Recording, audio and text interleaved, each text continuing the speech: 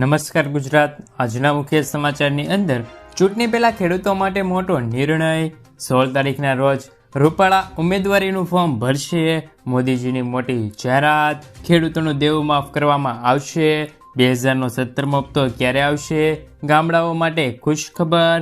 ઈ શ્રમ card, ration કાર્ડને લઈને સમાચાર. સોના ચાંદીમાં તેજી. 7 મેના રોજ ગુજરાત બંધ. અને આજના સૌથી મોટા ખેડૂત સમાચાર.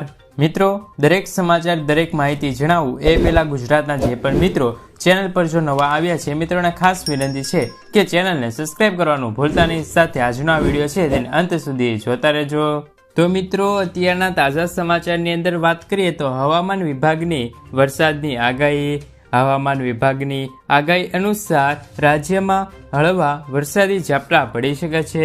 સૌરાષ્ટ્ર અને કચ્છમાં સામાન્ય વરસાદ પડી શકે છે, જેના પગલે નવસારી, સુરત, ભરૂચ, વલસાડ, આણંદ, છોટાઉદેપુર, વડોદરા, દીવ, અમરેલી, ભાવનગર, ગીર સોમનાથમાં હળવા વરસાદી ઝાપટા પડી શકે છે. વરસાદી અસરના કારણે 2 દિવસ તાપમાનમાં 3 ડિગ્રી સુધી ઘટાડો થઈ શકે છે. અમદાવાદ, ગાંધીનગરમાં 39 ડિગ્રી તાપમાન જોવા મળી રહેલું છે. મિત્રો, આગળના સમાચારની અંદર વાત કરીએ તો મોદી સરકારમાં પેટ્રોલ ₹31 મોંઘું થયું છે. મોંઘવારી મામલે કોંગ્રેસ સાંસદ રાહુલ ગાંધીએ સરકાર પર નિશાન સાધ્યું છે. મોદી સરકારમાં પેટ્રોલ ₹31 પ્રતિ લીટર મોંઘું થઈને 66 થી ₹97 પ્રતિ લીટર થયું છે. ડીઝલ ₹52 થી ₹90 પ્રતિ લીટર અને ગેસ સિલિન્ડર 410 થી લઈને ₹1103 સુધી પહોંચ્યો હતો. જેમાં વાત કરીએ તો મિત્રો, લોટ છે તે ₹20 થી લઈને ₹40 પ્રતિ કિલો મોંઘો થયો છે. કઠોળ છે તે ₹80 થી લઈને ₹210 પ્રતિ કિલો મોંઘું થયો છે. દૂધમાં ₹30 થી લઈને ₹66 પ્રતિ લીટર મોંઘું થયું છે. લોકોને મોદી સરકાર મોંઘી પડી છે. મિત્રો, સમાચારની અંદર આગળ વાત કરીએ તો સોના ચાંદીમાં આગ ઝરકી. તેજી સાથે સોના ચાંદીના ભાવમાં પણ વધારો થયો છે. મિત્રો, આજે ફરી સોનાના ભાવમાં વધારો થયો છે. 24 કેરેટ સોનાના ભાવ 75,000ને પાર પહોંચ્યા છે. અમદાવાદમાં સોનાના ભાવ 75,200 પહોંચ્યા છે, જ્યારે અમદાવાદમાં ચાંદીના ભાવ 85,000 પહોંચ્યા છે. ઉલ્લેખનીય છે કે ગઈકાલે પણ સોનાના ભાવમાં વધારો થયો હતો અને હજુ પણ સોનાના ભાવમાં વધવાની શક્યતા જોવા મળી રહેલી છે. મિત્રો, સમાચારની અંદર આગળ વાત કરીએ તો યુવા ન્યાય અને મહિલા ન્યાય વિશે થોડીક વાતચીત કરી લઈએ. તો કોંગ્રેસ પાર્ટીએ યુવા ન્યાય હેઠળ 5 કેટેગરીની વાત કરી છે, જેમાં 1 વર્ષ માટે યુવાનોને 30 લાખ નોકરીઓ, સરકારી નોકરી અને ₹1 લાખ આપવાનું વચન પણ સમાવેશ કરવામાં આવ્યો છે. મહિલા ન્યાય હેઠળ ઘણા વચનો આપ્યા છે, જેમાં મહાલક્ષ્મી ગેરંટી હેઠળ ગરીબ પરિવારોની મહિલાઓને પ્રતિ વર્ષે ₹1 લાખ આપવાનો છે તે વાતચીત કરવામાં આવી છે. મિત્રો, ત્યારબાદના સમાચારની અંદર વાત કરીએ તો પરસોત્તમ રૂપાળાએ કરી છે મોટી જાહેરાત.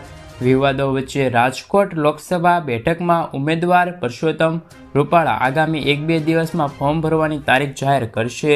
જોકે ભાજપ પણ હવે મક્કમ થઈ ગયું છે. રૂપાળા જ રાજકોટથી ચૂંટણી લડશે.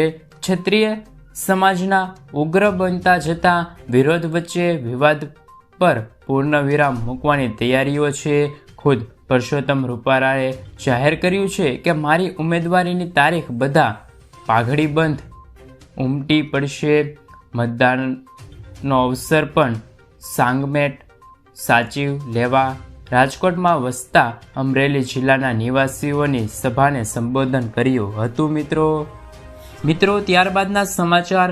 મહિલાઓને દર મહિને ₹1,000ની સહાય. હવે ભારતના વડાપ્રધાન નરેન્દ્રભાઈ મોદી દ્વારા દરેક મહિલાઓને દર મહિને ખાતામાં ₹1,000 આપવામાં આવશે. વડાપ્રધાન મોદીએ છત્તીસગઢની અંદર આ જાહેરાત કરી છે. આ અંતર્ગત મહાતારી વંદના યોજના હેઠળ છે તે પ્રથમ હપ્તો જાહેર કર્યો છે. આ હપ્તો દરેક મહિલાઓના ખાતામાં ₹1,000 ટ્રાન્સફર કરવામાં આવ્યા છે. અને આની સાથે વડાપ્રધાન નરેન્દ્ર મોદીએ એવું પણ વચન આપ્યું છે કે મહિને બેંક ખાતામાં છે તે વગર મુશ્કેલી ₹1,000 ટ્રાન્સફર કરી દેવામાં આવી જશે. મિત્રો ત્યારબાદના સમાચારની અંદર વાત કરીએ તો ખાદ્ય તેલના ભાવમાં ફરી વધારો. સિંગ તેલમાં 3 દિવસમાં ડબ્બે 40 રૂપિયાનો વધારો. 3 દિવસમાં કપાસિયા તેલના ડબ્બે 60 રૂપિયાનો વધારો, જ્યારે સિંગ તેલના ડબ્બામાં 20 રૂપિયાનો વધારો થયો છે. મિત્રો કપાસિયા તેલના ડબ્બે 10 રૂપિયાનો વધારો થયો છે. સિંગ તેલના ડબ્બાના ભાવ 2600થી લઈને 2700 રૂપિયા સુધી પહોંચ્યા છે, જ્યારે કપાસિયા તેલના ડબ્બાના ભાવ 1700 રૂપિયાથી 1760 રૂપિયા થઈ ગયા છે. મિત્રો સમાચારની અંદર આગળ વાત કરીએ તો મફત ગેસ સિલિન્ડર ઉજ્જવલા યોજનાને લઈને એક રાહતના સમાચાર આવ્યા છે. મોદી સરકારે 75 લાખ નવા ગેસ કનેક્શન આપવાનો નિર્ણય કર્યો છે, જેથી જે લોકોએ અગાઉ ફોર્મ ભર્યા હતા તેમને 5-5 કિલોના 2 સિલિન્ડર, 14.2 કિલોનો સિલિન્ડર, ગેસ ચૂલા, લાઇટર વગેરે સામાન આપવાનું શરૂ થઈ ગયું છે. મિત્રો અને આ સાથે નવા ઉજ્જવલા યોજના માટેના ફોર્મ ભરવાની પણ શરૂઆત કરવામાં આવી ગયેલી છે. મિત્રો આગળના સમાચારની અંદર વાત કરીએ તો બેંકોની રજાને લઈને નિર્ણય. જો તમારી પાસે બેંક સંબંધિત કોઈ પણ કાર્ય હોય તો તમારે તે શક્ય તેટલું જલ્દી પૂર્ણ કરી લેજો. આ સમાચાર તમારા માટે ખૂબ જ ઉપયોગી સાબિત થઈ શકે છે. ઘણા રાજ્યોમાં બેંકો આવતા અઠવાડિયામાં માત્ર 3 દિવસ જ ખુલશે. વાસ્તવમાં ગુડી પડવાના તહેવાર પર 9 એપ્રિલ મંગળવારે દેશના ઘણા રાજ્યોમાં બેંકો બંધ રહેવાની છે. નવરાત્રી મહોત્સવ પણ 9 એપ્રિલથી શરૂ થવા જઈ રહ્યો છે. આ પછી ગુરુવારે પણ ઈદ ફિત્ર નિમિત્તે બેંકોમાં રજા રહેશે. આ અઠવાડિયે બીજા શનિવાર પણ આવે છે, જેમના કારણે બેંકમાં કામ નહીં કરી શકો. મિત્રો આગળના સમાચારની અંદર વાત કરીએ તો કમોસમી વરસાદથી ભારે નુકસાન. અચાનક આવેલા કમોસમી વરસાદના પગલે કપાસ, મકાઈ, તુવેર, ઘઉં જેવા ઊભા પાક તથા શાકભાજીને નુકસાનની ભીતિ સેવા રહી છે, જેને લઈને ખેડૂતોમાં ચિંતા જોવા મળે છે. તેમ છોટા ઉદેપુરમાં પણ વીજળીના કડાકા સાથે વરસાદના ઝાપટા પડ્યા છે, જેમના કારણે લોકોની મુશ્કેલીઓ વધી છે. ત્યારે ખેડૂતો માટે રડવાનો વારો આવ્યો છે. કમોસમી વરસાદથી મકાઈ, તુવેરના ઊભા પાકને નુકસાન થયા છે, તેમજ એપીએમસીમાં તૈયાર પાકને નુકસાન થયું છે. નોંધનીય છે કે 11 અને 12 એપ્રિલ કમોસમી વરસાદની આગાહી હતી. તેમ છતાં ખેતીવાડી વિભાગે ખેડૂતોને અપીલ કરી હતી, જેમના કારણે માર્કેટયાર્ડમાં માલને તાડપત્રીથી ઢાંકવામાં અપીલ કરવામાં આવી હતી. તેમ છતાં અનાજની યોગ્ય રીતે જાળવણી કરવામાં આવી ન હતી તેવા દ્રશ્યો પણ સામે આવ્યા હતા. મિત્રો જેમના કારણે ખેડૂતોને પાક નુકસાન પણ થયું છે. મિત્રો ત્યારબાદના સમાચારની અંદર વાત કરીએ તો કૃષિ મંત્રીની મોટી જાહેરાત. ઘાસચારાની બચત અને બગાડ અટકાવવા માટે ચાક કટર સહાય યોજના અમલમાં મૂકવામાં આવી છે. તેમની જાહેરાત કૃષિ મંત્રી રાઘવજીભાઈ પટેલે કરી છે. યોજના હેઠળ ઓછામાં ઓછા 5 પશુ ધરાવતા પશુપાલકોને 18,000 રૂપિયા સુધીની સહાય આપવામાં આવે છે. મંત્રીએ સ્પષ્ટતા કરતાં કહ્યું છે કે ઘાસચારાના નાના નાના ટુકડા કરીને પશુઓને નિરણ કરવામાં આવે તો ઘાસચારાનો બગાડ અટકાવી શકાય છે.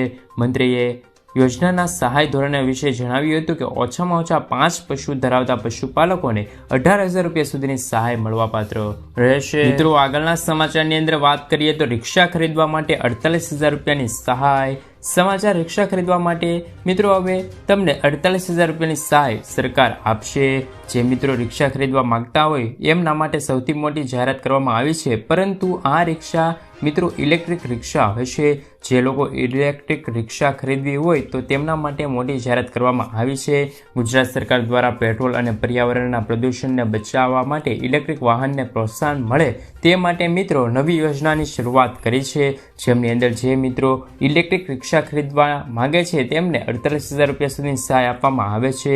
આ યોજનાની અંદર કોને લાભ મળશે અને તેમની વિશે વાત કરીએ તો રિક્ષા ચાલક મહિલા આજે સાહસિક વર્ગોમાં મહિલાઓને યુવા વર્ગ સ્ટાર્ટઅપ કરવા માંગતા હોય તેવા યુવા વર્ગને અને અનુસૂચિત જાતિ અને અનુસૂચિત જનજાતિના લોકો માટે આર્થિક રીતે પછાત છે એવા લોકોને આ યોજના લાભ મળશે અને રિક્ષા ખરીદવા માટે 48,000 રૂપિયાની સહાય પણ ગુજરાત સરકાર આપવા જઈ રહી છે. મિત્રો ત્યારબાદના અને આજના અંતિમ સમાચારની અંદર વાત કરીએ તો આજના સૌથી મોટા ખેડૂત સમાચાર. રાજ્યમાં આજથી કેટલાક વિસ્તારોમાં માવઠાની આગાહી હતી, જેમાં વાદળછાયું વાતાવરણ પણ જોવા મળ્યું હતું. જીરાની બજારમાં મંદીનો માહોલ, એવરેજ ભાવો ઘટી રહ્યા છે. હાલમાં 4400ની સપાટીએ ભાવ પહોંચ્યા છે, જ્યારે હાલ કપાસની ભાવની સ્થિતિ પણ છે 1500ની સપાટીની એવરેજ ભાવ છે. એરંડાની આવકમાં વચ્ચે ભાવ સ્ટેબલ છે, એટલે કે તે સ્થિરતા છે. 1120 રૂપિયાની સપાટી એવરેજ ભાવ